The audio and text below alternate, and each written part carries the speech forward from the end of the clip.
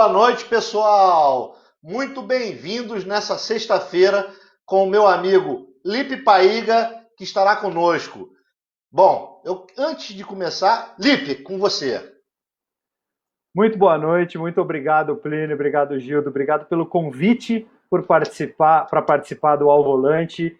Obrigado de verdade, é sempre um prazer conversar com gente que curte, que gosta de carro e ainda contar um pouco de história, porque é uma das partes mais legais da vida. Gildo. Eu só posso mais uma vez agradecer a vocês que estão aqui hoje com a gente, em mais um programa Ao Volante, agradecer a presença maravilhosa de um dos maiores jornalistas, comunicadores, que a gente pode ter certeza da qualidade da informação do mundo automobilístico, que é o Lipe. Então seja muito bem-vindo, Lipe, muito obrigado pela sua generosidade de estar aqui com a gente. Imagina, obrigado vocês. Lipe, antes de começar o programa, conta pra gente essa história de que você é ator. Cara, você faz faculdade, né? Você se forma em jornalismo, e aí que você vai apresentar um programa no Mais Globosat, quando você dá Google no meu nome, coloca lá Lipe Paiga, aparece Lipe Paiga, ator. Mas tem faculdade Brincadeira. de ator? Não tenho. Não tenho faculdade de ator. Eu não sei como é que por que o Google acha que eu sou ator, porque talvez eu acho, a minha impressão é que como eu não tenho nenhuma página de Wikipedia minha, mas existe uma página de IMDb por causa do programa, então ele deduz que eu seja ator, entendeu? É possivelmente é por causa disso. Agora, uma outra dúvida que já vem de casa aqui. Peraí, tem uma pergunta de casa. Estão querendo saber se é mais legal fazer o Inside Cars ou fazer o Oficina Motor. Ah, cara, são duas coisas totalmente diferentes, né? Acho que o viés do Oficina Motor era um viés muito mais lúdico, de fato. Apesar de ter a parte jornalística e tal, a nossa ideia ali era tentar levar o povo com a gente para carros que nem nós podemos ter, mas a gente tinha acesso, e não só fazer o cara se sentir ali dentro do carro, como tentar fazer ele se sentir nos lugares que a gente estava. Então é muito diferente essa parte, porque tem essa parte das viagens, essa parte que a gente ia para lugares absurdos, poder andar na autobahn, poder andar 300 por hora, é muito diferente do que a gente faz aqui. Eu gosto muito do trabalho que eu faço no Inside Cars, que é uma avaliação totalmente opinativa. Eu passo os dados, eu falo tudo do carro, como tem que ser dito, tento comparar com alguns concorrentes que eu já testei, que eu já tive acesso, mas eu tento explicar para as pessoas o porquê que aquele carro é bom ou não é pro dia a dia para mim e para quem tem aquele tipo de perfil. Então, eu falo que às vezes o carro que não é bom para mim e não seria um carro que eu compraria, pode ser bom para você. Então, eu tento elucidar isso nos vídeos. Então, são dois trabalhos diferentes. Eu gostava muito de fazer oficina motor. A gente, em três, né, que a gente fazia oficina motor, era uma coisa bem diferente, né, porque a gente éramos três e tinha uma troca muito grande. E no Inside Cars, apesar de sermos eu e o Paulo apresentando, a gente raramente grava juntos. Então é muito mais uma conversa minha com quem está assistindo o vídeo. Então, não tem que preferir um ou outro. Eu gosto dos dois. Se eu pudesse fazer os dois, eu faria os dois. Agora, peraí. O André é aquele cara que pula roteiro, essas coisas todas, né? Deu para reparar. O que a gente aprendeu? Quando a gente está entrevistando, a gente primeiro tem que dissecar o entrevistado para saber do DNA dele. Então, Lipe, eu tenho que perguntar. Qual foi o insight, qual foi o start, o que aconteceu que você optou por jornalismo? Eu quero saber se você já gostava de carro e fez jornalismo por causa disso. Como é que você, Lipe, começou e engrenou por essa carreira de tanto sucesso? Cara, na verdade, Gildo, o grande negócio é que meu pai era um grande entusiasta, né? É ainda um grande entusiasta de carro. Então, acho que é uma coisa que eu herdei dele, né? Quando eu nasci, o meu pai tinha 25 anos de idade, talvez, ou 26, alguma coisa assim. Ele era um moleque, né, basicamente. E ele trabalhava na época na Varig, já tinha mudado para a Air France, ele trabalhava na Air France, e ele era um entusiasta de carro, sempre foi, e ele tinha feito uma jogada muito boa na época para comprar o carro que ele tinha quando eu nasci, que era um BMW, porque nós, antigos, e eu posso me incluir nesse ponto, porque nem existia importação ainda, e meu pai tinha um BMW, não tinha um BMW. Então, meu pai tinha um BMW 2002 TI, 1975.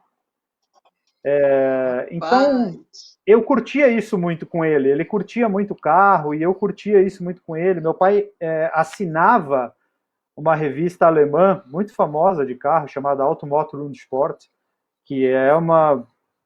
Eu pegava aquilo, não falava alemão, né? Mas eu ficava tentando entender palavras e pegar os dados daquilo para ver o que era. Que era ficha técnica, dava para ler, né? Dava para entender que você lia o númerozinho e cilindro, você falava, bom, cilindro são cilindros.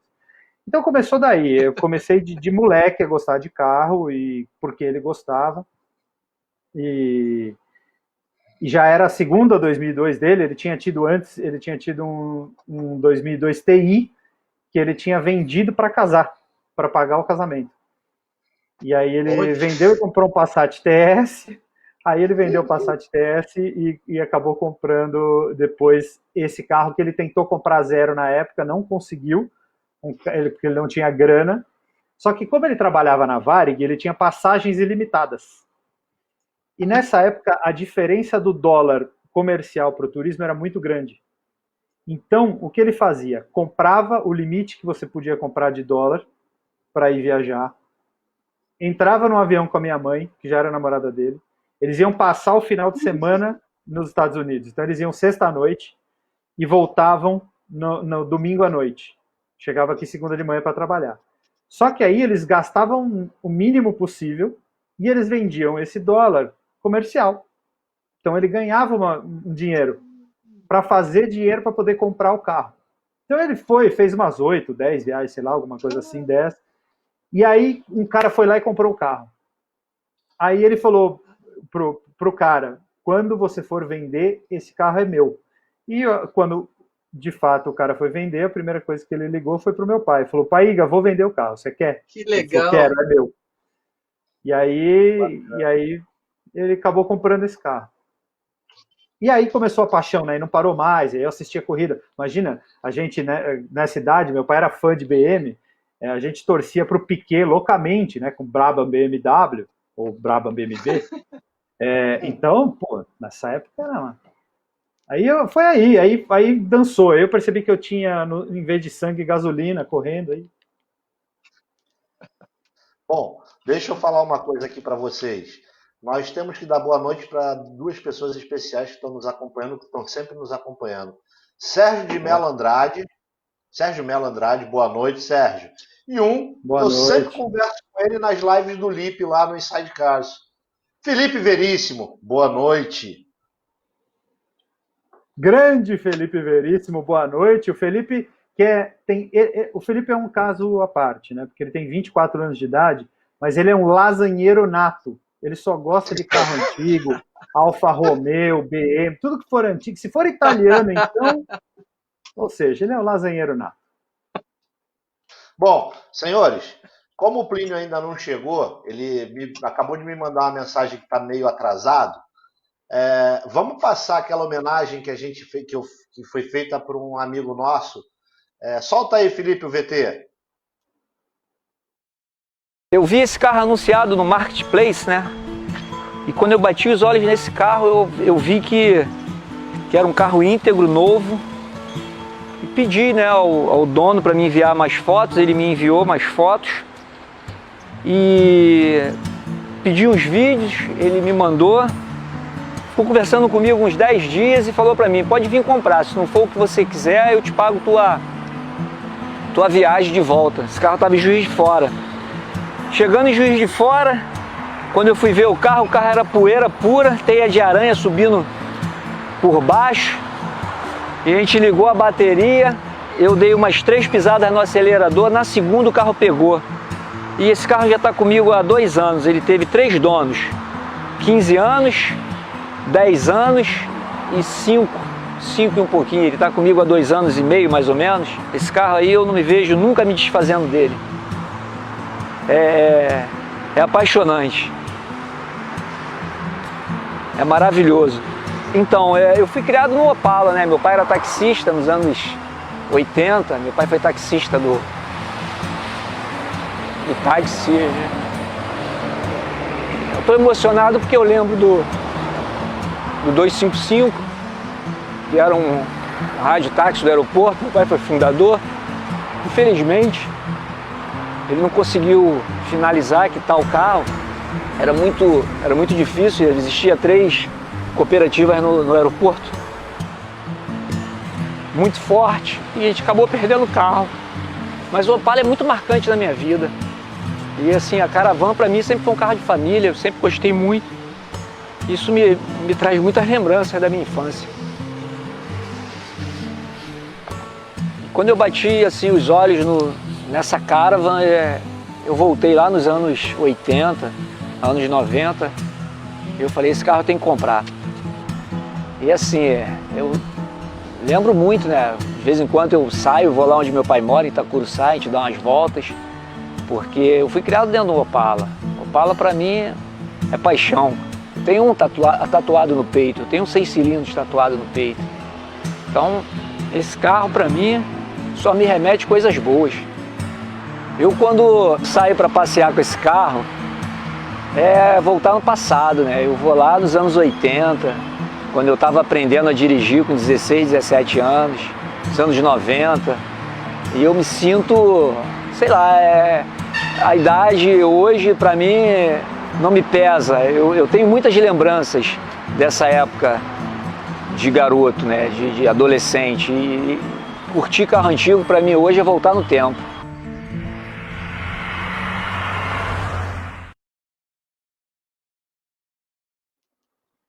Bom, eu fico emocionado toda vez que Homenagem merecida.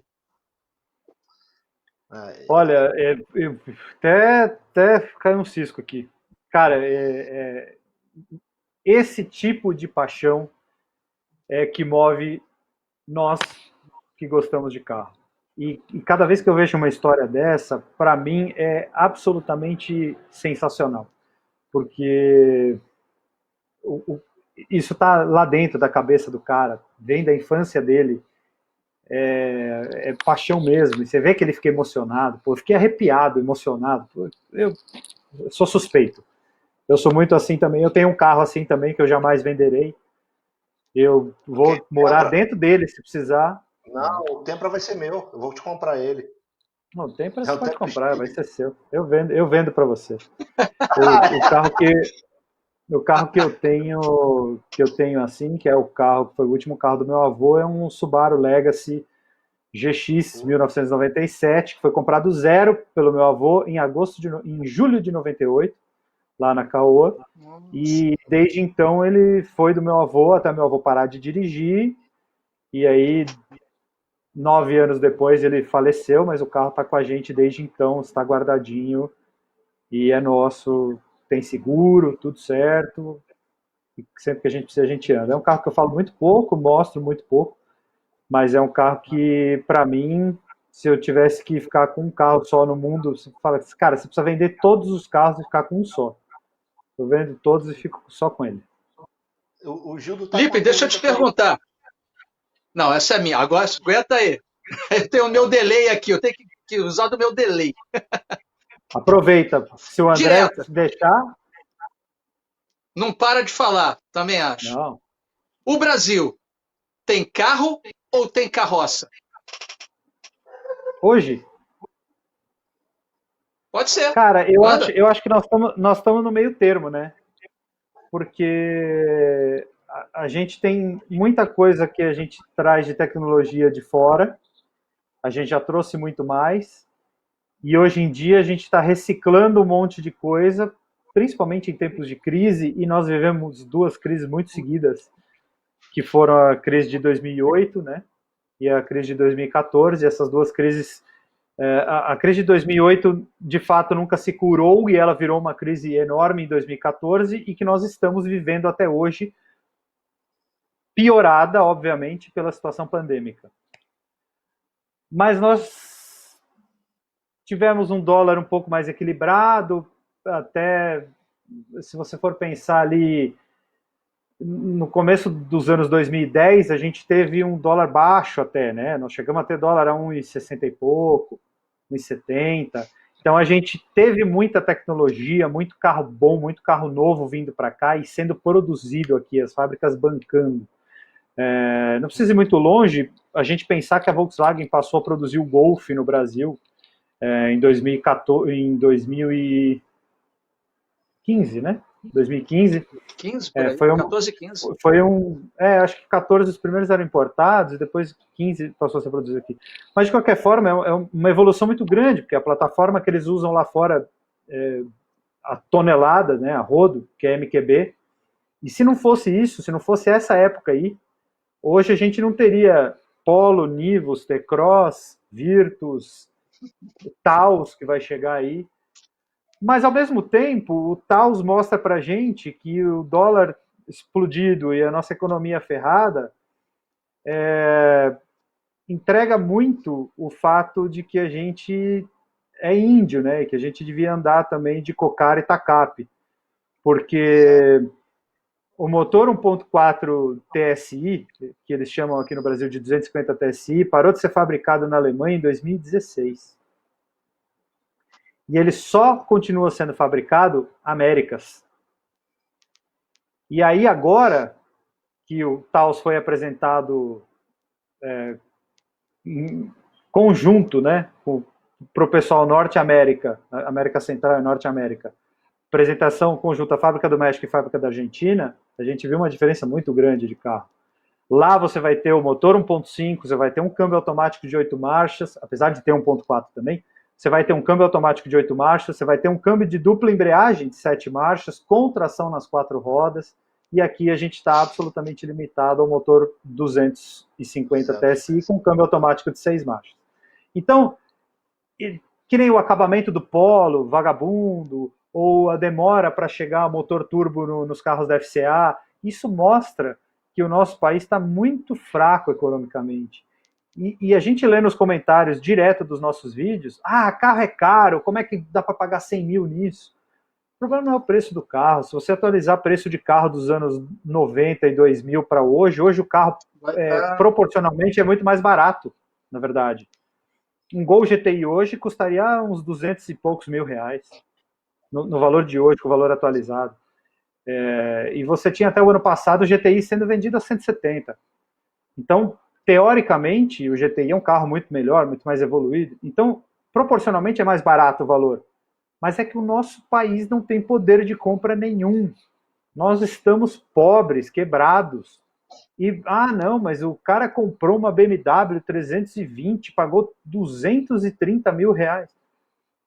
Cara, pega quanto custa um Porsche Turbo Zero lá fora, em dólar, transforma em real e vê se o carro por 1 milhão e 300 aqui não é uma bagatela, pô.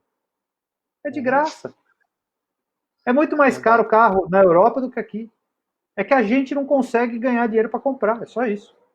Infelizmente. Exatamente. Então por isso que nós temos metade coisas boas e metade carroças. É verdade, você está coberto de razão. E essa balança nunca foi tão evidente como está sendo agora. Né? Sim, você pega os lançamentos, você vai olhar, todo mundo está lançando só SUV. É porque o mercado agrega valor à produção. E outro dia eu estava conversando com um engenheiro da indústria de automóveis, e ele me explicou que recebe-se um incentivo para produzir o SUV. Por isso que está todo mundo produzindo o SUV. Não é porque é o sonho do consumidor. Né? Então, não é só isso. Qual é a diferença de custo, de fato, em matéria-prima, de você construir um Virtus GTS ou um Nivus ou um T-Cross top de linha? Qual é a diferença de material? Mínima. Pequena, se chegar na casa de R$1.000 é muito. E a diferença de preço deles prontos, qual é? É absurdo, é verdade. Bom, Você E um falou. detalhezinho, André. Lembra que o Lipe falou agora do Taos, né, do motor, foi 2016. O Peugeot 2008, projetinho de motor, projeto aqui de prancheta ainda, régua T e tudo mais, de 99. O Territory, lembra que a gente testou, André? Aquele motor, projeto de 77, de prancheta de Mitsubishi. Então, olha como é que não sei, isso aí será uma fase, Lipe? Por que esse reaproveitamento? Como é que você vê isso? É questão somente econômica? Como é que você vê esse reaproveitamento dessa tecnologia que já não é tão moderna? Olha, eu vejo de dois modos. Primeiro, você tem um fator o nosso povo compra carro para mostrar para o vizinho. Ele não compra carro porque tem qualidade ou não tem qualidade. Então, o primeiro erro e não estou falando de nós apaixonados, não. A gente vai atrás do que é bom, do que a gente gosta, do que se encaixa melhor para a gente. O povo brasileiro compra carro de duas formas. Uma para mostrar para o vizinho e outra por tamanho. E outra pelo badge do motor. Se tiver escrito 1.0 atrás, não importa se é turbo e tem 500 cavalos, eu não quero. Então é muito complexo, porque são vários fatores que influenciam, de fato, no mercado de modo geral. Mas vou dar o exemplo do carro que eu comprei agora. Eu comprei um HR-V Touring. Consegui tirar lá da fábrica, consegui pegar com um carro de frota deles lá e tal. E aí, conversando com eles, na hora de pegar o carro, eles falaram, não, porque esse carro precisa fazer regulagem de válvula a cada 40 mil quilômetros e tal. Aí eu falei, mas eu achei que era só no Fit e no WRV e no City. Eles falaram, não, mas esse motor é o mesmo, né, basicamente, ele só tem turbo. Tem algumas diferencinhas internas, mas basicamente a arquitetura é a mesma, com turbina. Então tá bom. Eu falei, mas o CVT é bem diferente um do outro. Sim, é diferente. Mas você tem que trocar o óleo, pelo menos parcialmente, do CVT a cada 40 mil quilômetros. Aí eu falei, tá. Então, são coisas que, no final das contas, o reaproveitamento é feito desde que funcione. O exemplo que eu gosto de dar sempre de reaproveitamento, que é muito bom no Brasil, são os motores Fire. Os motores Fire que a Fiat lançou no Brasil em 2001, 2000, né? Final de 2000, na verdade. No final de 99 saiu o primeiro 1.3 16 válvulas. Que aquela sigla Fire significava Fully Integrated Robotized Engine, que queria dizer que a biela ela era fraturada. Então, não é que eram duas peças que se uniam no virabrequim. Ele era quebrado ali, e aí eles uniam com parafuso, então ele se encaixava perfeitamente, você tinha menos folga, blá, blá, blá. Só que o motor Fire já era produzido na Itália desde 1500, e ele foi produzido junto com o Cevel, com o Fiasa, com tudo isso. Aliás, o Fiasa veio depois do Fire. Fiada veio depois. Era um motor... Então, cara, a gente, o motor Fire. E de fato, eles conseguiram aproveitar de uma forma muito boa, porque eles conseguiram dar mais potência, eles conseguiram dar menos resistência mecânica, fizeram carro com comando roletado, várias coisas que foram evoluindo e era demais. Esse motor 1.3 16 válvulas era um espetáculo de motor. Foi a pior coisa que aconteceu para a Fiat, foi tirar esse motor de linha. Você sabia que, falando de Fiat, o Gildo tem experiência desde 1983, né, com a Uno Turbo. O Gildo participou 83. do teste 83. Você vê como é que ele é um garotão, né? Fórmula 1 no Rio de Janeiro, a Fiat mandou... conta essa história aí pra gente, Gildo, para o Lipe poder falar. O lançamento do Fiat Turbo durante uma Fórmula 1.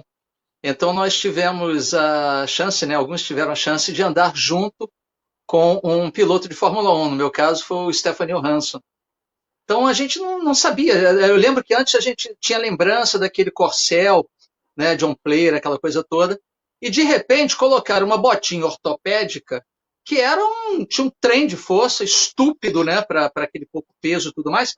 E ainda mais numa pista de corrida, como era o Autódromo do Rio, você não tinha aqueles parâmetros todos de carro, sinalizador, não sei o que, de rua, né? Então você está vendo aquilo ali passar e você não está sabendo quanto que você está passando ali.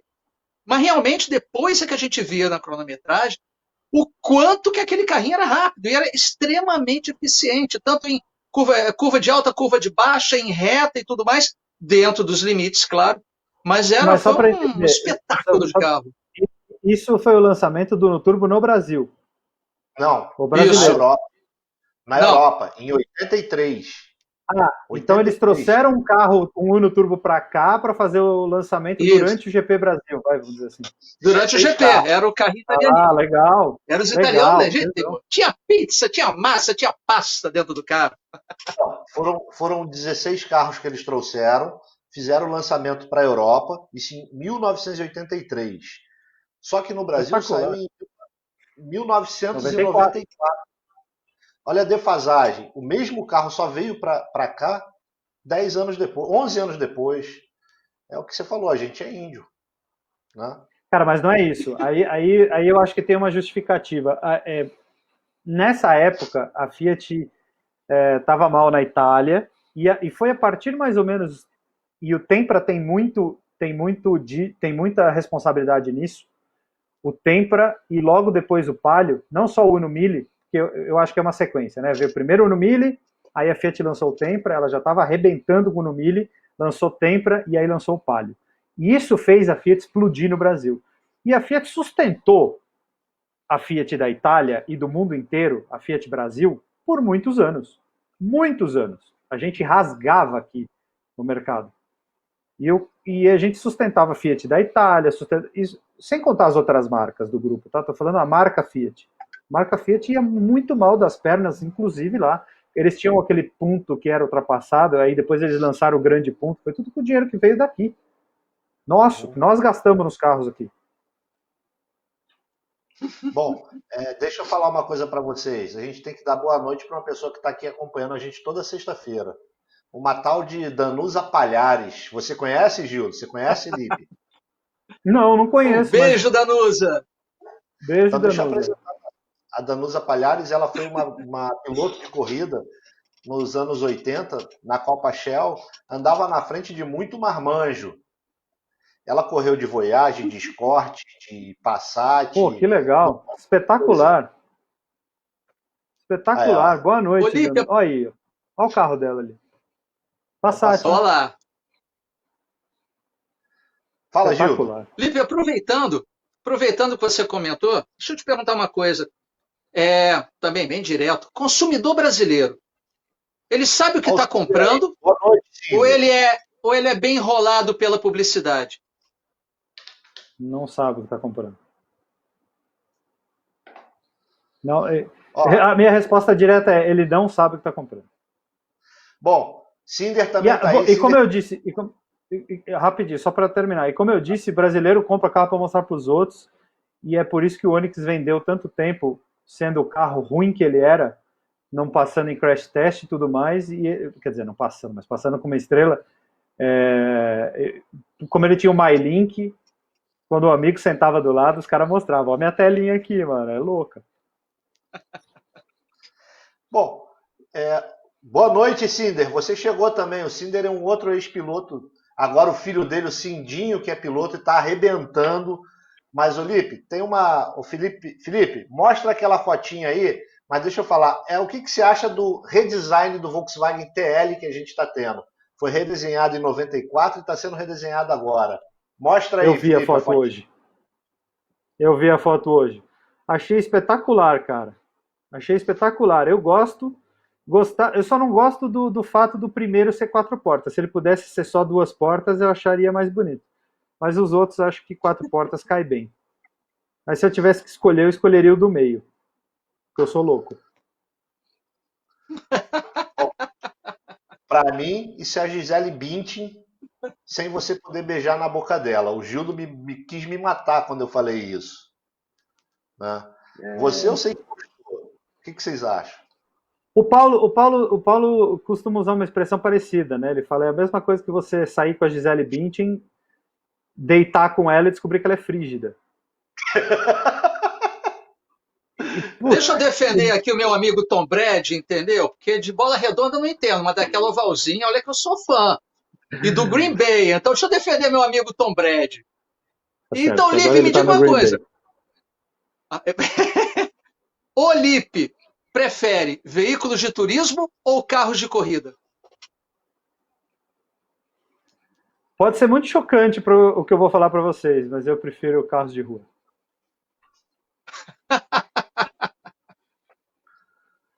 Sabe por quê? Tem um porquê?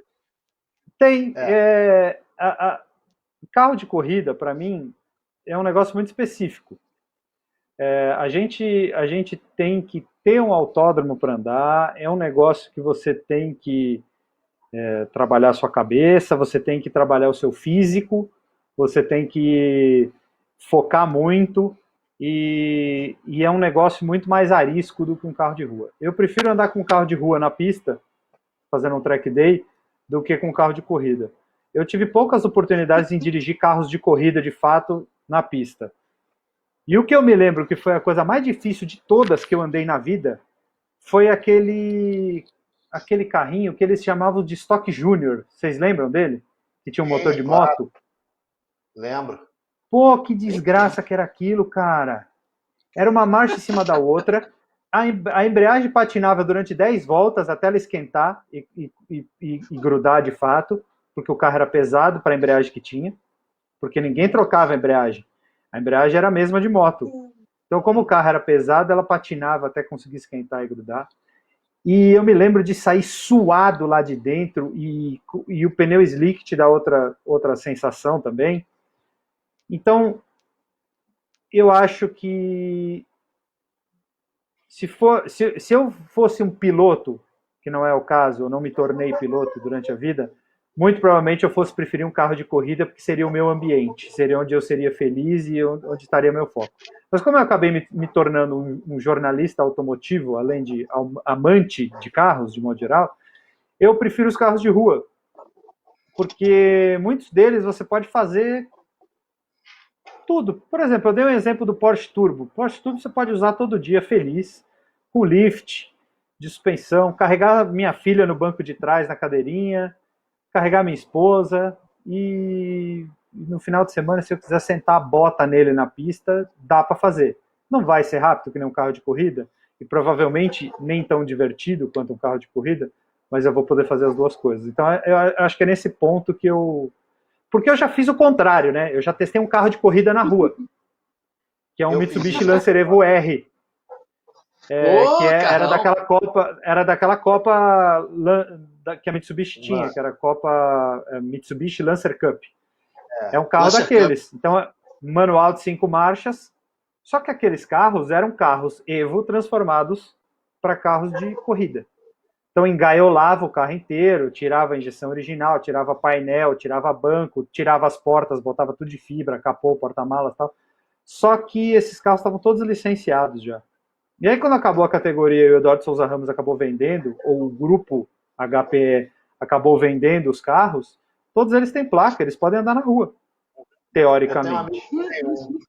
Então, eu testei um carro desse.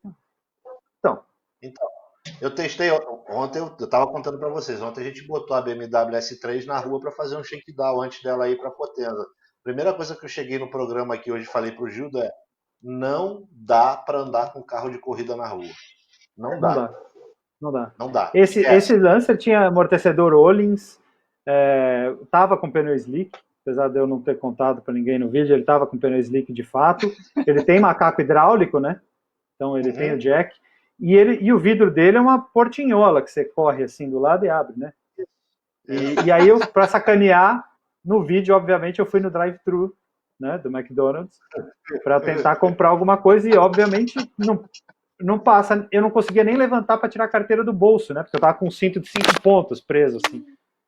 E a carteira estava no bolso de trás da calça. Eu falei, bom, desculpa, eu vou ter que ir embora porque eu não tenho nem como pagar você.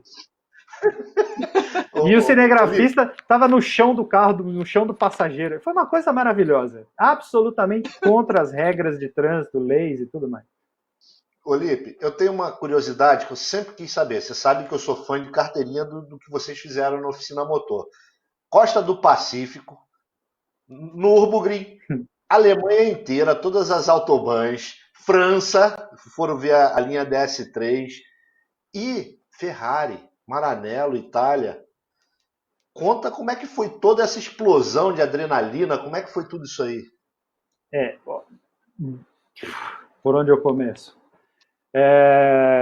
Bom, vamos começo. A primeira viagem que a gente fez foi para a França e a gente conseguiu um baita apoio da Citroën aqui para arrumar os carros para a gente lá e a assessora de imprensa da Citroën lá ficou de, assim, nossa babá um dia que a gente foi gravar num espaço que eles têm lá na Champs-Élysées que chama Citroën Open Air, que é como se fosse, lembra, aqui em São Paulo, por exemplo, tinha um estúdio da Audi, uma concessionária, que não era uma concessionária, mas você entrava lá na rua Oscar Freire e você tinha todos os modelos, tinha as roupas de vender, era só para mostrar, não era para vender, não era nada disso.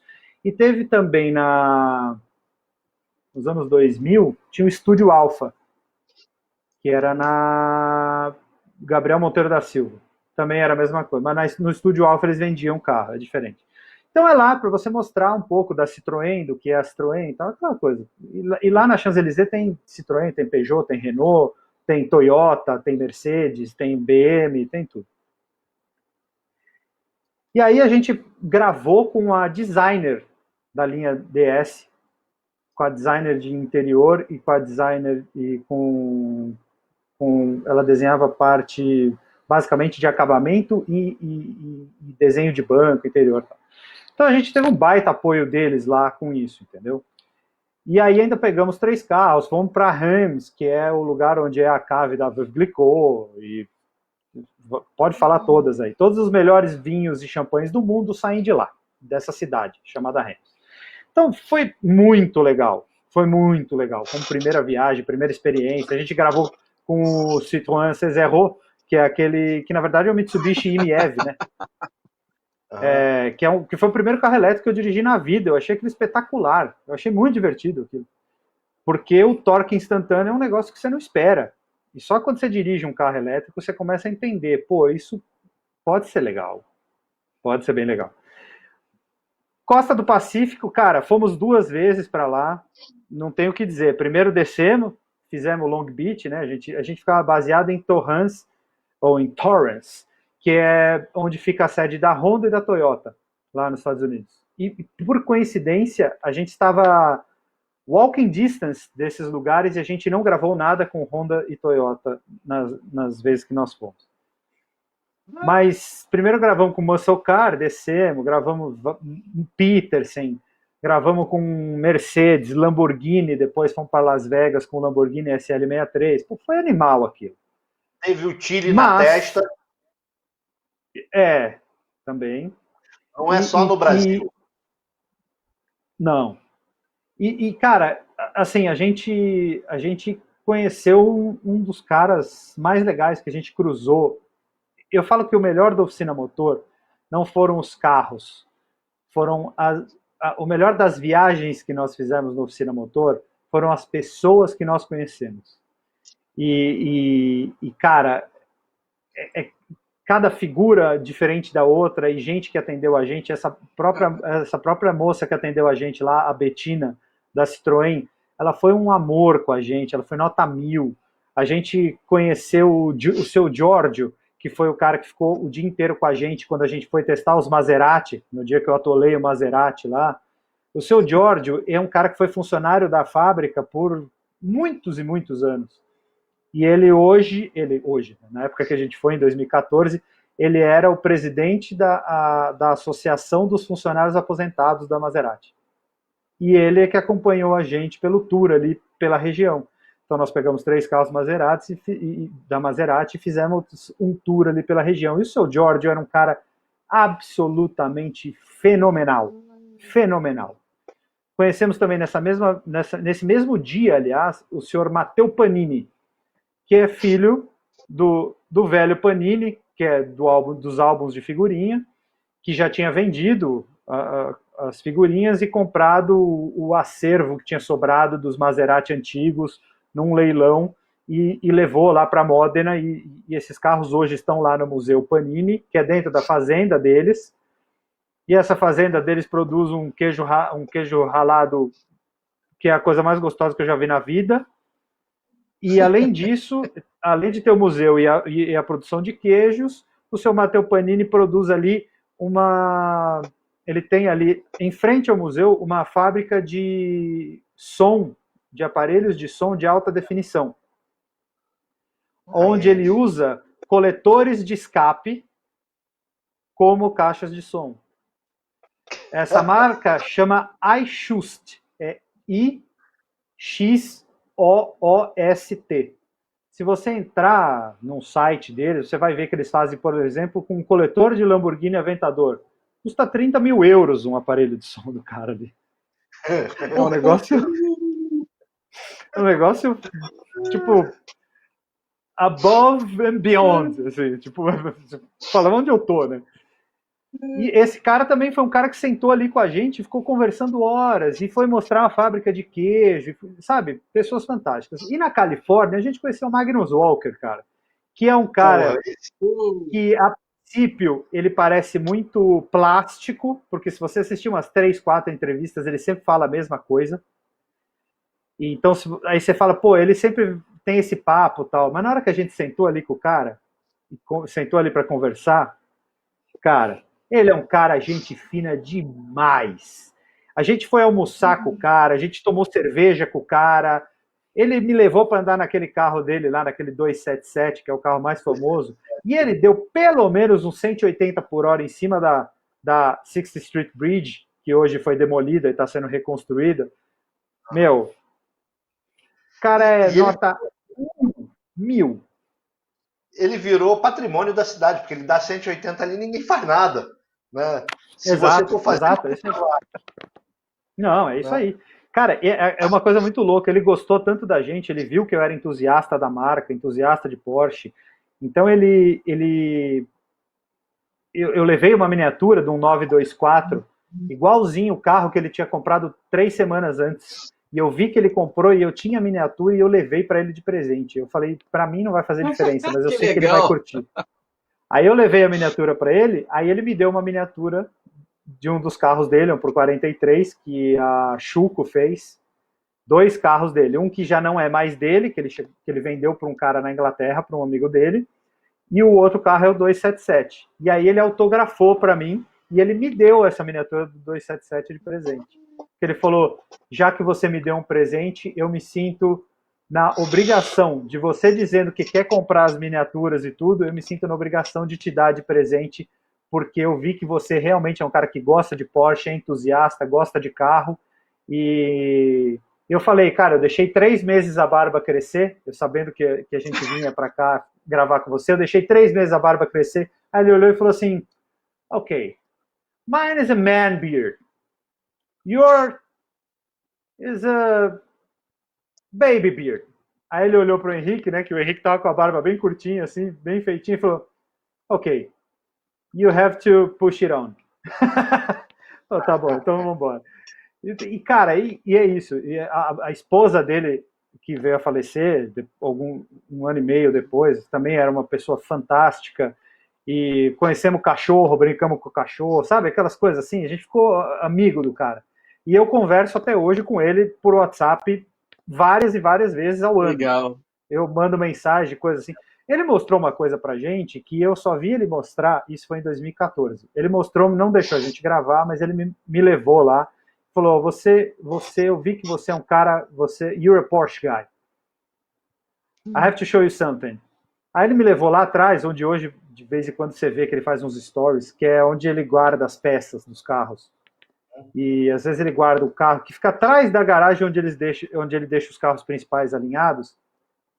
E ele me mostrou um negócio que eu vou mostrar para vocês, porque como ele já mostrou na TV outras vezes, eu posso mostrar, eu me sinto no direito de mostrar, que ele mostrou um negócio muito legal pra gente. Deixa eu ter que voltar até 2014 aqui nas fotos.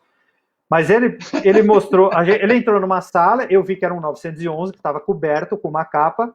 Ele falou, guarda o celular no bolso, que eu vou tirar a capa. E aí eu não quero mostrar foto, eu não quero foto desse carro por aí. Então eu posso te mostrar, eu falei, posso tirar foto então com a capa? Ele falou, pode. E é isso aqui, ó, a foto. Uia. Uia! E aí eu Ai. falei, tá bom, o que tá embaixo dessa capa que você não pode mostrar quando você mostra uma garagem com trocentos mil carros pra gente? Aí ele falou assim, Nossa! você é conhecedor, né? Então vem cá. Tirou a capa, era um 911 branco, daqueles early 911, que eles chamam, né? E aí ele abriu a porta, o interior era vermelho, e ele bateu assim na plaqueta.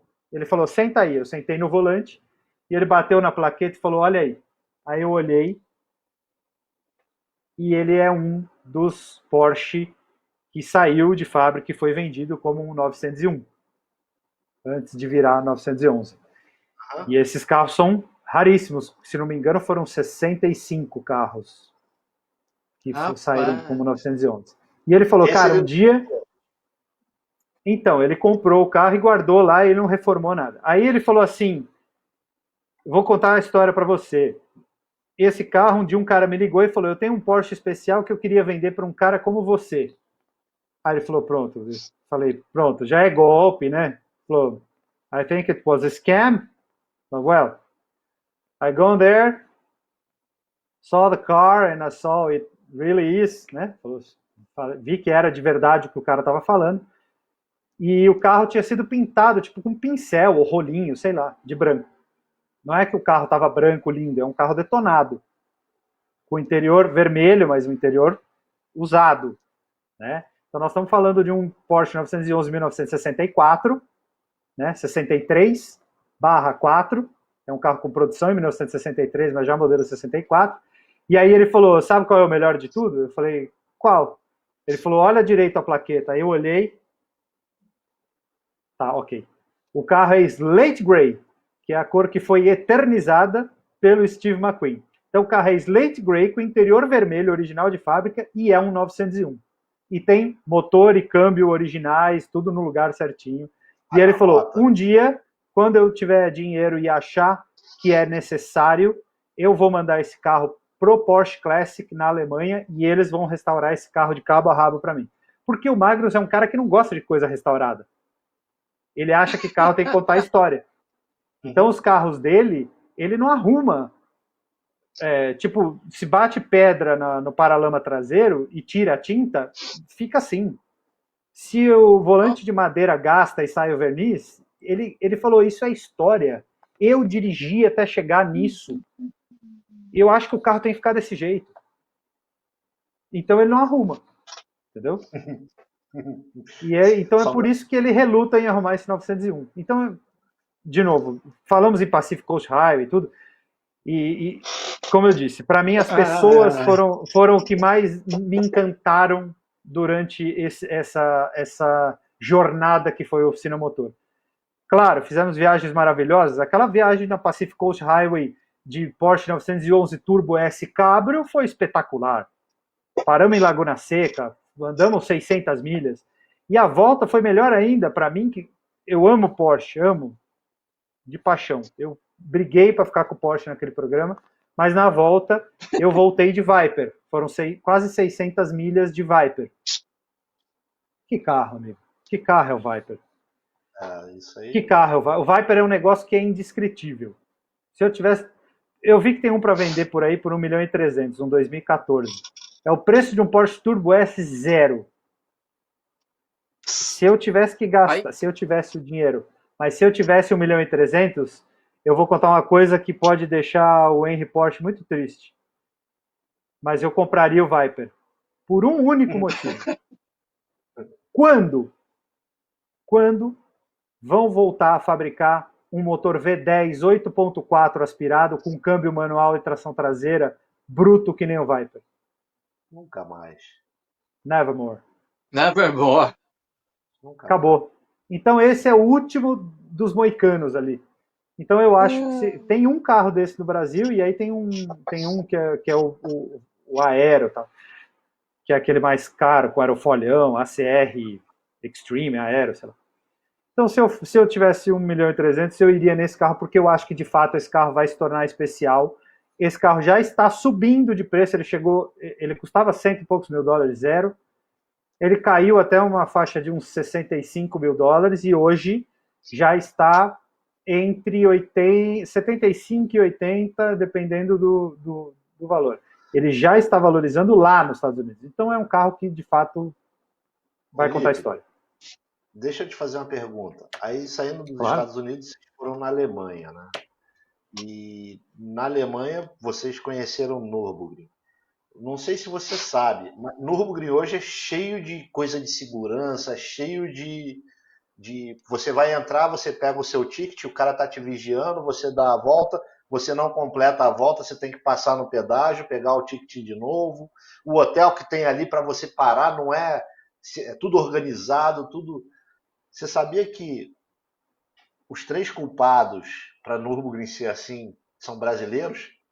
Sim. Chico Serra, Andreas Mateis e Não, quem era Chico o outro? Serra, Jaiminho Figueiredo. Conta, Isso, Gildo. já me conta aí. Essa história, eu me lembro do Chico contando essa história pro Eduardo Homem de Melo no Supermotor uma vez, pro Eduardo Homem de Melo e pro Celso Miranda. Que eram com 3 Isso aí é BMs, fofoca tá? do. 325. Isso é fofoca do André com o Jaime Figueiredo. O Jaiminho é nosso padrinho no canal. Mas E eu aí, sei dessa história porque eu lembro dele contando, do Chico. um dia o Jaiminho me contou isso em off. Eu falei, porra, eu vou ter que divulgar que a gente hoje não pode curtir Nürburgring por causa de 3 brasileiros que foram lá. Os caras, eles pegaram 3 BMWs, bateram, apostaram corrida e foi uma pancadaria só nas 3 E30. E quando terminou a volta, eles terminaram, deram as 10 voltinhas que eles pagaram, foram pro hotel, que era em Nürburgring. O Chico Serra vem, mete um cavalo de pau, faz o cavalo de pau bonito pra caramba, derrapando e passa. O Jaiminho, que vinha atrás, ele tirou o pé e ficou olhando. Nisso passa o Marcos Jacobson, que nem uma flecha por ele, né? E aí foi tentar dar o cavalo de pau. Levou alambrado, com muro, com tudo, né? E quando eles voltaram para o aeroporto, foram pro hotel, no dia seguinte foram para o aeroporto. Quando eles chegam no aeroporto, o Jaiminho tá andando, aí daqui a pouco toca, eles querendo saber como é que é entregar os carros tudo detonado, porque já tiveram que pagar a conta no hotel, né? De Nürburgring, que eles detonaram tudo. E tá chegando no aeroporto, daqui a pouco a menina do aeroporto chamando o Chico Serra e o Marco Jacobson para comparecer à locadora. Aí eles olharam pro Jaiminho. Nem a pau. Nem não a vamos. pau, entrar no avião e vieram embora. É Isso lógico. é fato. Isso é fato verídico. Olímpio, dá pra gente perceber, não só nas tuas histórias, mas também em todos os teus trabalhos, o quanto que você valoriza. E eu acho que por isso, mais de tudo, que você está aqui nesse programa Ao Volante, que também a gente não quis botar o carro, a máquina em primeiro plano, mas sim a pessoa que faz aquela fama, que desperta essa paixão. Deixa eu te perguntar uma coisa, com a tua experiência, com as informações que vêm de tudo quanto é lado para você, o quanto que você acha que toda essa tecnologia embarcada, cada vez mais, está tirando o nosso prazer em dirigir?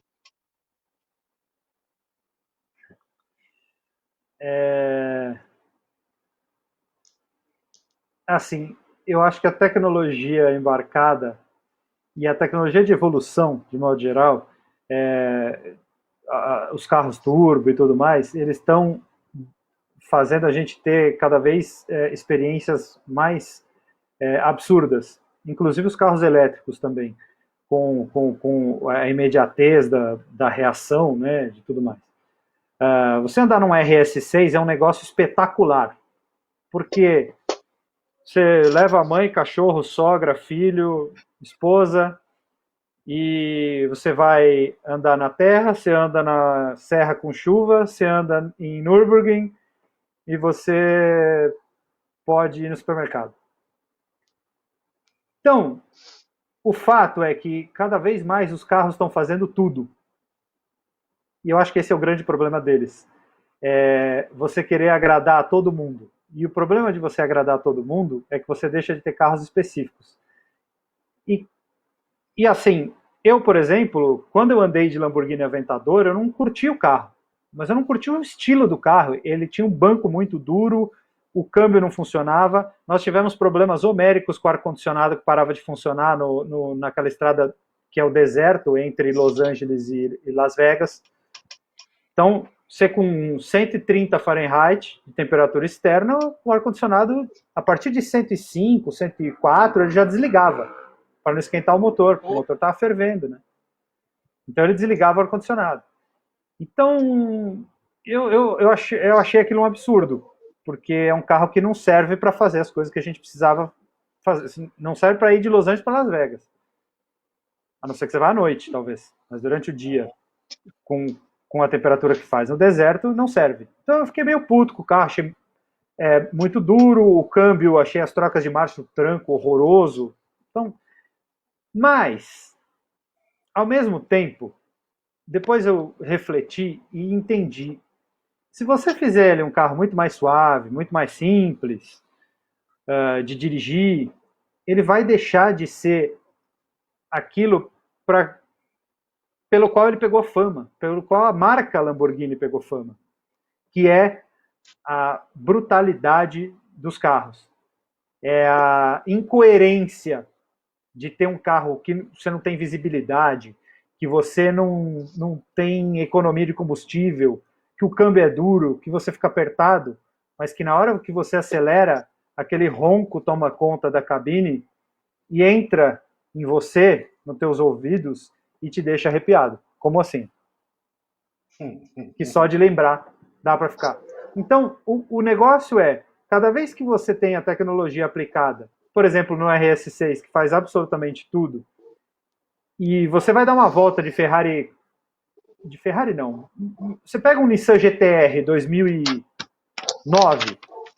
normal, não o V-Spec, nada disso, e você botar numa pista junto com um RS6 de quase 2 toneladas, eles vão virar ao mesmo tempo. E esse é o problema. Porque um RS6 não devia virar ao mesmo tempo do que um GT-R. É verdade. O GT-R devia ser um carro esportivo. E a Audi devia ter o R8 para virar ao mesmo tempo, ou melhor, do que um GT-R. Só que quando anda na pista, o R8, principalmente a versão V8 que eu andei em Nürburgring, que era espetacular, foi aquilo também, uma experiência de vida. Ter a oportunidade de andar em Nürburgring com um carro daquele. Foi o primeiro carro, basicamente, de motor central que eu dirigi. Foi um R8 aqui, V8, depois o R8 lá, V8 de dupla embreagem. Então, a tecnologia ajuda a equalizar, a fazer com que, por exemplo, o câmbio de dupla embreagem, é muito legal, é mais rápido para andar na pista e tudo mais. É ruim porque você perde o engajamento que você tem com o carro, aquele entretenimento. Mas é bom por 2 outros pontos. Você torna ele acessível a pessoas deficientes. Pessoas com deficiência podem dirigir aquele carro e ter a sensação que você tem. E o segundo é que você tem uma eficiência melhor de desempenho. Então, a tecnologia acaba trazendo muita coisa boa, mas ela também tira um pouco esse prazer. E para mim fica claro isso quando eu pego esse Subaru que eu falei no começo do programa, e eu engato a primeira nele, eu saio acelerando e eu sinto a vibração do motor, eu sinto as engrenagens do câmbio. Quando eu piso na embreagem e troco de marcha, eu sinto a marcha entrando. Não é um câmbio que nem o de um Golf, por exemplo, que é uma manteiguinha, ou de um Gol. Todo mundo fala, não, mas o câmbio da Volkswagen é ótimo. Eu falo, é ótimo para minha avó. Mas não porque eu gosto de dirigir, de sentir num carro. Você entende? Aquela sensação física. E é um pouco isso que eu falei do Viper. O câmbio do Viper é um negócio inacreditável. Você engata a marcha e faz aquele... Você sente ele fazendo assim, ó, encaixando. cara, essa sensação eu gosto de ter, eu quero ter. Mas eu acho que não precisa necessariamente ser em carro zero. A gente já tem muito carro, muito exemplar aí de carro bom que a gente pode ter, que dá esse engajamento pra gente. Outro carro maravilhoso que eu testei no canal e que eu posso dizer de boca cheia que foi um dos carros mais gostosos que eu já dirigi na vida e que não importa o quanto anda, eu falei isso no vídeo, importa como anda. É um Civic de um amigo meu, que é um Civic Coupé 95, que ele botou uma mecânica de VTI.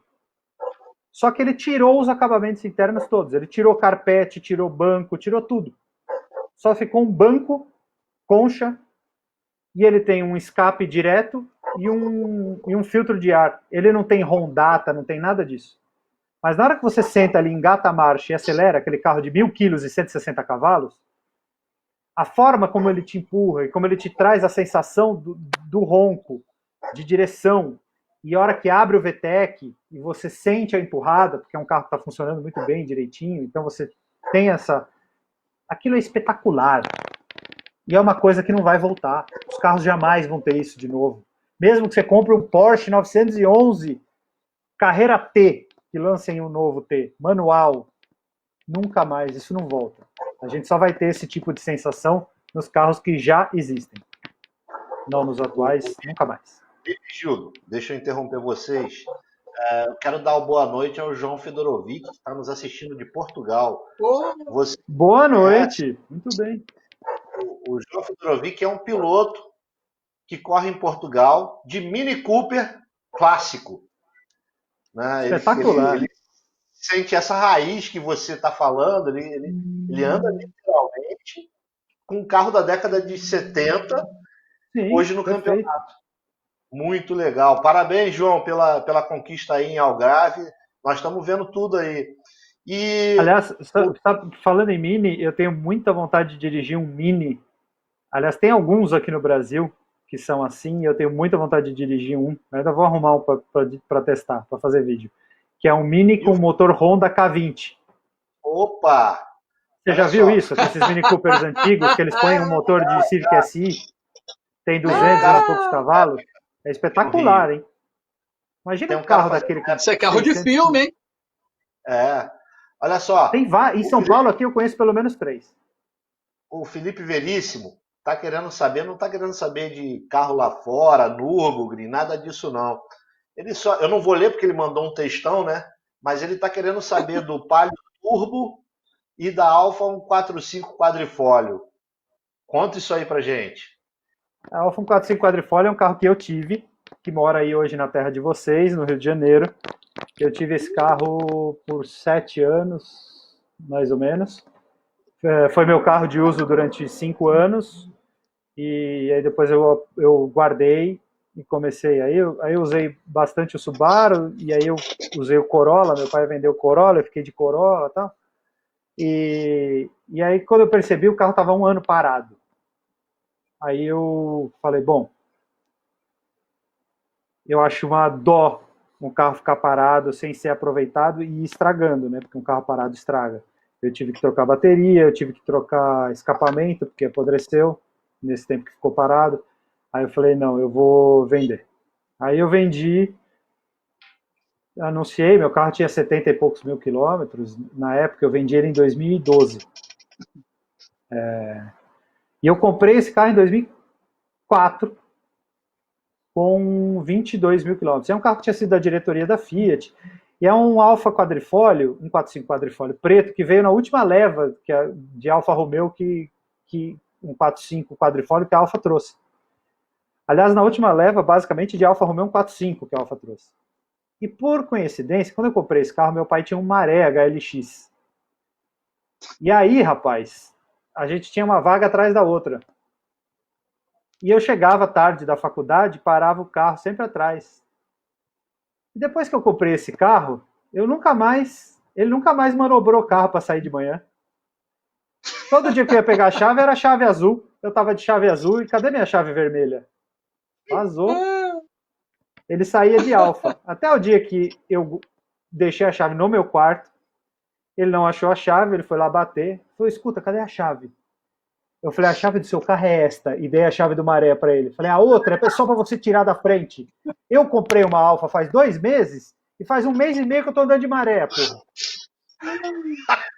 Então dá para você comprar uma Alfa para você e largar a minha? Faz favor? E esse Maré do meu pai era um carro que já estava fuçado e tudo. E depois a gente acabou fuçando mais. Tá? Porque aí eu fiz reprogramação remap na Alfa, a gente mudou algumas coisas tal. E aí o cara que fez era amigão nosso. Ele não trabalha mais com remap hoje. Ele é um cara que virou psiquiatra, tem nada a ver. Ele abandonou esse meio, porque esse meio de fato era meio sujo na época. Os caras chamavam ele para trabalhar, copiavam os files dele e mandavam ele embora 2 meses depois, sabe? Os negócios assim. E aí ficavam vendendo chip de file que ele já tinha pronto. Bom, tudo bem. E aí, meu pai fez o chip do Maré também. Aí estourou a correia dentada do Maré. Por quê? Porque quando a gente fez o remap dele, como ele tem coletor variável, comando variável, a gente aumentou o limite de rotação dele para 7.600 RPM. Então, meu pai andava a 7.600 RPM o tempo inteiro, tanto acelerando quanto reduzindo. E a fábrica recomendava a troca da correia dentada do Maré com 60 mil quilômetros. Só que andando a 7.600 RPM, a correia não aguentou 60 mil quilômetros. Então, com 53 mil quilômetros, ela estourou. E a fábrica bancou essa troca toda. Inclusive marcou cabeça de pistão, porque quando estourou, estava a 7.600, né? Não estava devagar. E aí a gente aproveitou para fazer cabeçote no Maré e tal. Bom, aí esse carro ficou muito canhão, ele andava demais. Só que aí eu comecei a andar com ele e estava eu andando de Maré e não de Alfa. Aí meu pai achou uma 156 Sport com 35 mil quilômetros, que era era mais ou menos a quilometragem que tinha o meu carro nessa época, por, sei lá, 35 mil reais, alguma coisa assim, naquela época. E aí ele comprou. E aí eu pude andar, eu com a minha Alfa e ele com a dele. E aí ele vendeu o Maré. Mas essa história era boa, porque no final das contas a gente acabou descobrindo que o meu carro e o dele vieram no mesmo navio. Eles vieram no mesmo lote. Tanto um 56 Sport quanto um 45 quadrifólio vieram no mesmo navio. Então, donos de Maré, Histórias doidas. O Lipe está confirmando que Maré realmente é uma bomba. Não. Eu não conheço um dono de Maré que não quebrou ela. Cara, mas a correia dentada estourou, mas ela estourou porque a gente animalizava, né? Animalizava. O único problema crônico que o Maré teve, que a gente teve que trocar 3 vezes, foi o condensador do ar quente. Então ele estourava e vazava tudo no pé do passageiro, um monte de água. Aconteceu isso 3 vezes. Do Gildo, Olipe. Nas Alfa eu nunca fiz nada. A única coisa que quebrou foi o sensor de fluxo de ar, que é o MAF, que é Bosch, alemão, não é italiano. Bosch eletrônico, aquilo todos os carros quebram. Vou te contar um segredo. O Gildo é o anti-herói. Você sabia disso? Por quê? Lá no início do Canal Solé, eu me recordava do Gildo, quando era garotão, que eu ia para o autódromo, ele diretor de prova, diretor, estava sempre lá, Stock Car, pilotando o Pace Car. Então, o cara que gosta de velocidade, o cara que gosta de Gildo, corrida. Quem ouve ele falar, parece que você é 40 anos mais velho que ele, né? Rapaz, eu vou te falar uma coisa, Lipe. Agora você foi no ponto. Muito obrigado. Estou te devendo essa. Um beijão para você. Em São Paulo, na Paulista, na Augusta, pode deixar que o chopp é por minha conta. Eu sou o cara que mais estou ligado em eletrônica embarcada, se o carro tem tomada USB, se é tela plana, se faz efeito 3D. Esse cara daqui, chamado André Solé, é velho, rapaz. Ele pensa que nem velho, tu não tem ideia. Quando ele ainda zoa, porque todas as minhas camisetas é de super-herói, é de Ultraman e tudo mais, e ele vai todo largado, aquela coisa, nem cultura pop esse cara é. Então olha só ali, quem é que tá falando, hein? Obrigado, tô te devendo essa. Vou contar a história aqui pro Lipe. Aí o Canal Soler já estava acontecendo e tal, eu falei, vou convidar o Gildo para participar dessa brincadeira. Arrumei um Volvo Turbo, aquele esportivo, R. Botei na garagem aqui de casa, ele chegou. Aí quando ele chegou, ele veio falando, não, que economia do meu carro, ele ainda não sabia do que se tratava. Aí quando eu olho, o cara me chega de Fox Blue Motion. Eu cocei a cabeça assim. Eu falei, porra, peraí. Eu falei, vamos andar de carro de verdade. Aí saímos para dar uma volta de Volvo R. Aí a gente dava cada estilingada, esticada, freava. Aí daqui a pouco eu vi que não empolgou o cara. O cara continuou falando do consumo de combustível do Fox Blue Motion. O cara é anti-herói, Lipe. Cara, eu vou te dizer uma coisa. É absolutamente impressionante o quão econômico é um Fox Blue Motion. Eu me lembro de andar em São Paulo, no trânsito da manhã, com ar-condicionado ligado, Isso. no assim, trânsito parado, uma média de 10 km por hora de velocidade, e ele fazer 14,7 km com litro de trânsito parado e ar-condicionado ligado. Aquilo não existe em lugar nenhum do mundo. Não existe. O ponteiro de temperatura nunca passou de 90, a grade frontal é fechada. Eu vou na Dutra, que a minha sogra mora em Santos, então estou sempre indo para Santos. Tranquilamente, se você não passar de 115, 125, tu fica nessa faixinha. Você faz 17, você faz 18. O pneu é aquele eco-coco duro, chato, que tu bota 36 libras. E aí, você empurrar Mercedes, esses carrão que estão na tua frente com o Foxinho Blue Motion, não é para qualquer garotão, não, entendeu? É isso que ele não vê. Realmente, esse carro é uma paixonite que não tem tamanho, por isso que eu chamei de bluzinho. Então, pronto. Mas peraí, os dois estão fazendo complô, porque um compra um SUV, diz que andou de Viper, de não sei o que lá, compra a porcaria de um SUV. E o outro tem uma botinha ortopédica. Cara, você sabe que eu tenho uma explicação, né? Eu tenho, basicamente, tenho 2 sedãs, né? 3 com o Tempra, se você contar o Tempra. Então tem o C4 Lounge, THP. Tem o Subaru e tem o Tempra, Stile. Dois deles são manuais. 2 deles são turbo. Um deles é tração nas 4 rodas e não tem ABS. Aliás, o Tempra também não tem ABS, por enquanto. Então, eu tenho o old school. E para eu andar no sedã, que é o que eu gosto, a compra foi assim. Eu vou comprar outro Civic? Por que outro Civic não? Vou comprar um Civic? Não. Por que eu não vou comprar o Civic? Por um simples motivo. Eu já tenho um C4 Lounge que é exatamente igual ao Civic. Ele tem câmbio automático, ele tem tela multimídia, tem o teto solar, tem o motor turbo, tem 4 portas, é branco, tem porta-malas. É igual. Falei, porra, eu estou com oportunidade agora, e tem 2 hatch também, né? Que aí tem o i30 e o Paliozinho, que é um Paliozinho LX 2007, 1.4. Então, tenho 2 hatch, 3 sedãs. O que falta? Eu testo o carro. Eu analiso o carro para as pessoas. Não adianta eu ficar falando que SUV é ruim. As pessoas estão comprando SUV. Eu comprei um SUV porque eu preciso ter essa experiência.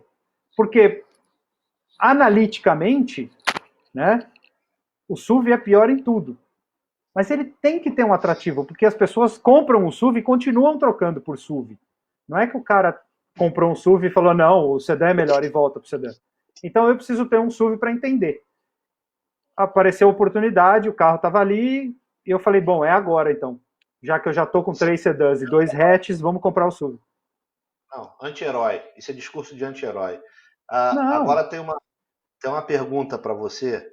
Peraí, deixa eu ler a pergunta aqui antes que... perdi a pergunta. Já passou tanto tempo aqui. Ô André, deixa eu fazer uma pergunta para ele enquanto você procura aí.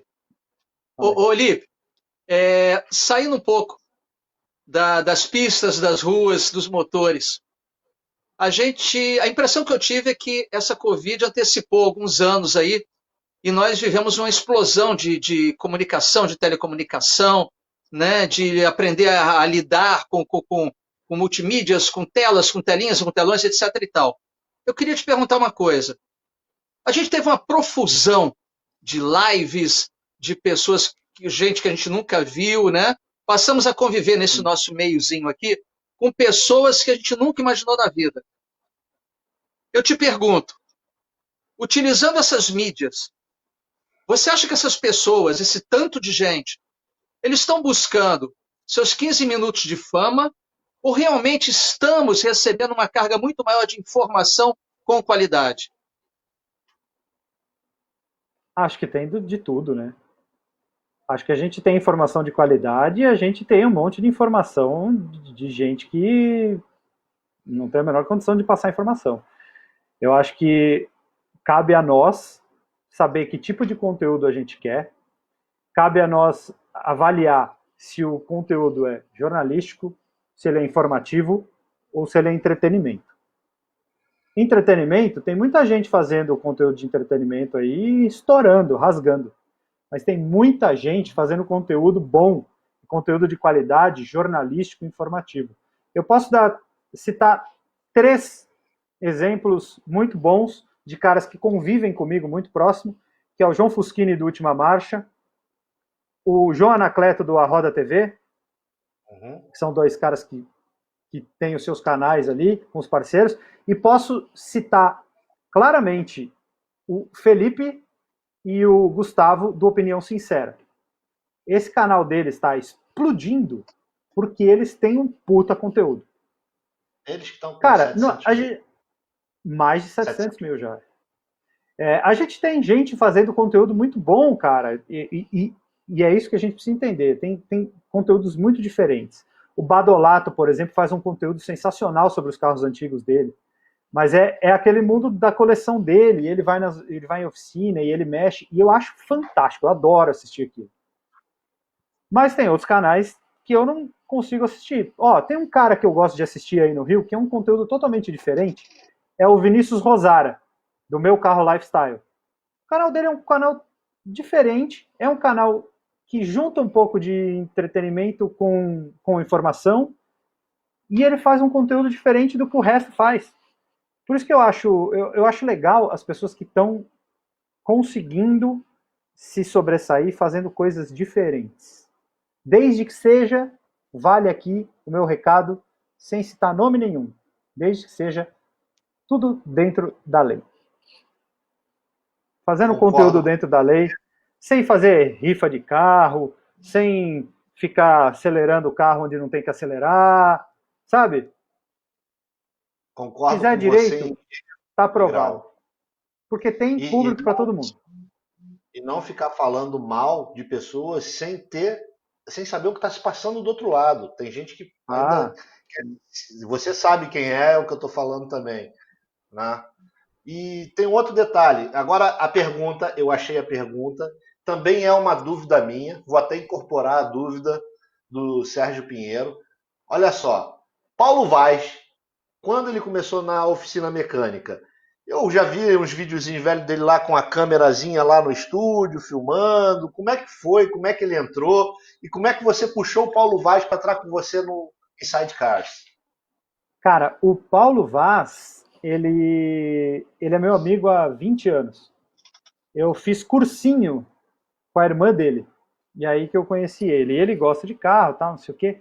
Mas a história do Paulo a gente juntou em 4 amigos, né? Eu, o Paulo, o Thiago Mendonça, que é o repórter de motorsport do programa Auto Mais, e o Ricardo Lenhame, que é um amigo nosso que tinha produtora, tal. Nós juntamos nós 4 e em 2009, finalzinho de 2008, começo de 2009, nós criamos um canal no YouTube chamado WOW, World of Wheels.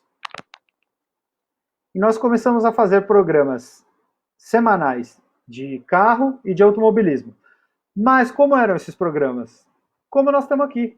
Bate-papo, mesa redonda, como se fosse uma mesa redonda de futebol, a gente sentava no estúdio e ficava debatendo e batendo papo No programa de Motorsport a gente chamava convidados, porque o Thiago era assessor de imprensa, sempre foi assessor de imprensa de automobilismo, então a gente tinha muito acesso à pista e tudo.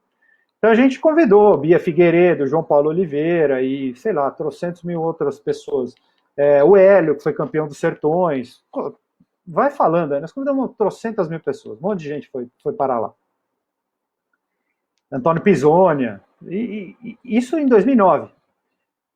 Aí, acabou o World of Wheels no comecinho de 2011, porque o Thiago saiu, a gente não tinha mais tempo de fazer, a gente não conseguia fazer aquilo virar dinheiro. Bom, pra vocês terem ideia, a gente subia os vídeos, a gente fazia programas de 20 minutos, a gente subia em 2 vídeos de 10, porque o YouTube não permitia você subir mais do que 10 minutos o vídeo, naquela época. Então se a gente tivesse insistido, provavelmente a gente tinha crescido e virado grande. Mas a gente, de fato, estava cansado de tirar dinheiro do bolso, a gente pagava para trabalhar e tal, e a gente parou. E aí, quando no final de 2012 eu entrei para a equipe da Oficina Motor, a gente começou a gravação, tal, não sei o quê, aí mudou um pouco de como ia ser o formato do programa, e aí a gente gravou a primeira temporada foi muito apertado, a gente precisava de alguém, fora eu, o Henrique e a Michelle, para ficar ligando para a montadora para pedir carro. Não. Então, cara, a gente precisava contratar um produtor. Aí eu falei, tem o cara perfeito. Paulo, você não quer trabalhar aqui na Oficina Motor? Aí ele falou, porra, claro que quero, o que é para fazer? Eu falei, cara, produção de logística nossa aqui. Tem que ver como vai levar os carros para a pista, tem que pedir carro para a montadora, tem que... Só que no final das contas, o Paulo Vaz acabou participando de uma forma muito mais intensa do que isso, porque apesar dele ter esse cargo e ele fazer isso, no final das contas a gente juntava para fazer reunião de pauta e o que a gente ia fazer nos programas da próxima temporada, e quem criava basicamente era o Paulo Vaz, o Henrique e eu. Então os três bolávamos as coisas que a gente queria fazer. Claro, tem outras milhares de ideias, tem ideia que a Michelle deu, ideia que o diretor deu, tem outras, mas a grande concentração das pautas foi criada por Paulo Vaz, Lipe Paiga e Henrique Koifman. Então ele entrou a partir da segunda temporada e fez segunda, terceira e quarta temporada no Oficina Motor com a gente. E aí acho que nada mais natural, quando a gente acabou a gravação lá na Califórnia, a última gravação que a gente fez na Califórnia, a gente não sabia que o programa ainda não ia continuar, a gente estava gravando ainda, entregando aquela quarta temporada. Eu falei para o Cauê, que era o diretor de fotografia do programa, que tinha uma produtora aqui em São Paulo, que era responsável pela captação de imagem e vídeo do Oficina Motor. Não, a Midmix era aí do Rio. A Midmix era aí do Rio. Ela contratava a Fábula aqui em São Paulo para fazer essa produção dos vídeos, criação e tudo mais. E aí a edição ia para o Rio. E aí a Midmix fazia no Rio a edição. E aí não era tão boa a edição. Mas, de qualquer forma... tinha umas falhas bizarras, mas tudo bem. Nada mais... Nesse dia da gravação, todo mundo entrou para almoçar e eu fiquei ajudando o Cauê a guardar o material ali. Aí na hora que a gente foi passar pela porta, passou o Robertinho, que era o nosso câmera primeiro, eu abri a porta para eles, passou o Robertinho, na hora que foi passar o Cauê, eu meti a mão no peito dele e falei assim, Cauê, esse ano nós vamos fazer o canal de YouTube, velho. Nós vamos montar o canal e vamos tocar para frente.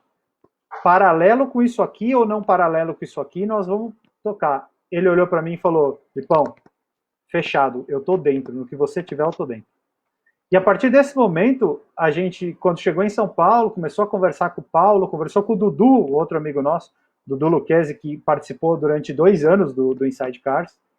E aí a gente juntou as forças e éramos em 4, agora somos em 3, mas o Inside Cars, o Paulo começou a participar desde o primeiro momento que eu falei com o Cauê. Quando a gente chegou no Brasil, eu conversei com o Cauê, nós vamos criar um canal do YouTube, você quer estar junto, né? Ele falou, claro, com certeza.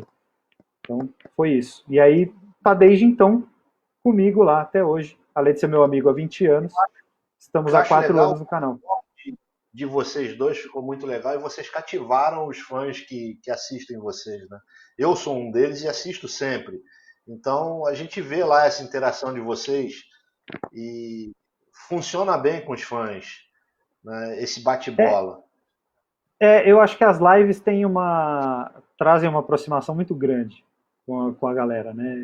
E os caras que são fãs, que assistem o canal, não importa qual vídeo é que você põe no ar, de que carro é, o cara assiste todos, ele entra na live, ele dá superchat, ele bate papo com a gente, e eu faço questão de responder todo mundo que eu consigo.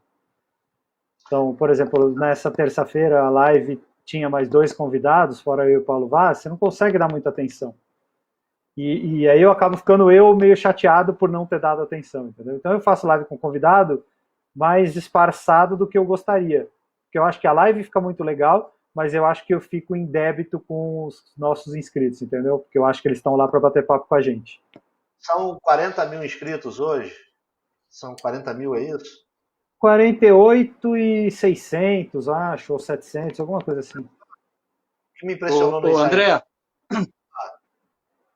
Fala. infelizmente, vai caber a mim dar aquela notícia triste Mas já? que eu detestaria, mas a nossa live, Lipe, ela não é tão grande quanto o coração de vocês, quanto a história de vocês, quanto a genialidade de vocês, mas você pode ter uma certeza, todo mundo que está aqui assistindo, eu, André, Plínio também, que deve estar assistindo, por um problema ou outro, ele hoje não pôde estar conosco, é uma pessoa que faz sempre falta e sempre enriquece quando está conosco. A gente vai te pedir desculpas. Imagina, já queria deixar aqui o convite, para você voltar. Já queria deixar o convite para você voltar. E, André, eu não tenho coragem. Você encerra, porque para mim foi genial e a gente pode continuar. Fala, Lipe. Eu só quero falar uma coisa. Eu não me sinto especial, não me sinto genial. Eu me sinto uma pessoa igual a qualquer outra, e não é porque apareci na TV ou porque eu tenho canal no YouTube, nem nada disso, que eu sou melhor do que ninguém. E eu tenho total consciência de que todo dia eu aprendo alguma coisa com alguém, nos comentários, ou na vida, ou no Instagram.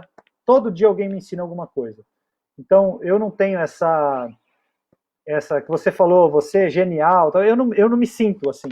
Eu me sinto uma pessoa comum e que tem a oportunidade de passar informação e opinião para as pessoas. Então, agradeço, só não vou aceitar o título de gênio. Bom, Lipe, já que você tem mais experiência que a gente nessa coisa de live aí, eu deixo você fazer o encerramento. Então tá bom. Maravilha, perfeito. Bom, pessoal, obrigado a todos vocês que entraram aqui, assistiram, participaram, mandaram comentários, conversaram com a gente. Desculpa se a gente não conseguiu atender todo mundo, de fato é muito complicado, porque o Lipe fala mais que o Homem da Cobra, o convidado. Então, teremos outras oportunidades. O Lipe voltará aqui ao volante e eu, particularmente, como Lipe Paiga, parando de falar em terceira pessoa, vou agradecer demais ao Gildo, vou agradecer ao André e também ao Plínio e ao Felipe, que fica nos bastidores, que vocês não conhecem, mas muito obrigado a todos vocês que acompanharam essa live e foi um prazer, como sempre, falar com vocês sobre aquilo que eu mais amo, que é carro. Felipe, letrinha. Tchau, pessoal! Tchau, pessoal!